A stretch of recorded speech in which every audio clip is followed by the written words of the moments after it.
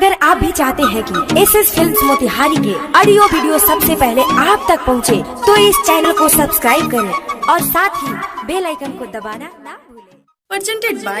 SS Films Motihari. Music by Saurabh Aishwarya.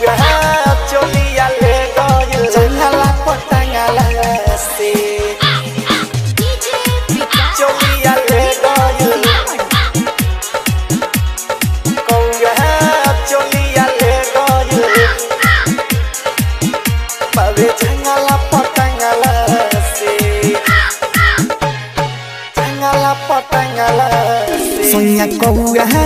चोलिया ले गइल बाबे जंगला पटंगला से ए राजा कौआ चोलिया ले गइल बाबे जंगला पटंगला से किले के उड़ता दिल तुरता होल के उड़ता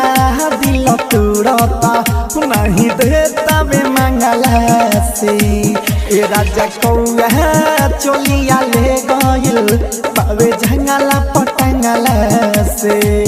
ए राजा कौआ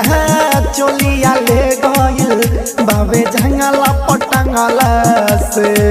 कि दिल तुरता होले के उड़ता हो दिल तुरता होले के उड़ता नहीं देता बे मंगला से ए राजा कौआ चोलिया ले गइल बाबे जंगला पटंगला से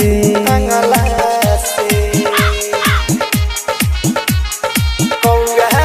चोलिया ले गइल चोलिया सौरभ डिजिटल रिकॉर्डिंग स्टूडियो चोलिया ले गइल बाबे जंगला पटंगला हाय सोनिया घरवे बिन सरवे रही पसरले हो रही पसरले हो अचकियाइल ना बुझाइल चुचाबा मरले हो चुचाबा मरले हो हिले तबे महाजाए राजा झकी जंगला से हो जंगला से ए राजा जंगला से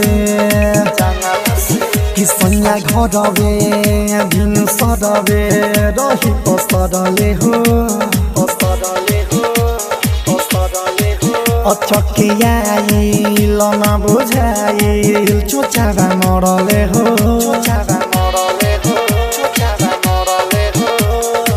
लेताबे महाजाए राजा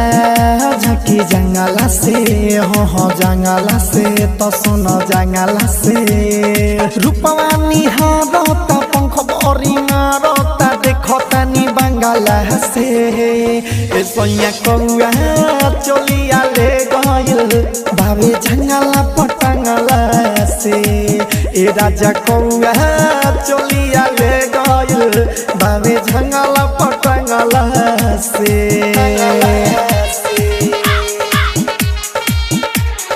कौआ चोलिया ले गइल चोलिया ले गइल कौआ चोलिया ले गइल बाबे जंगला पटंगला बेड ढलता कमी खलता राजा हमारा हो तोहरा बिना बाटे सुना अपन कमरा हो और अपने छोड़ी के आवा जल्दी बाहर के हो बाहर के राजा बाहर के पेड़ ढलता कमी खलता राजा हमारा हो तोहरा बिना बाबे सुना अपन कमरा हो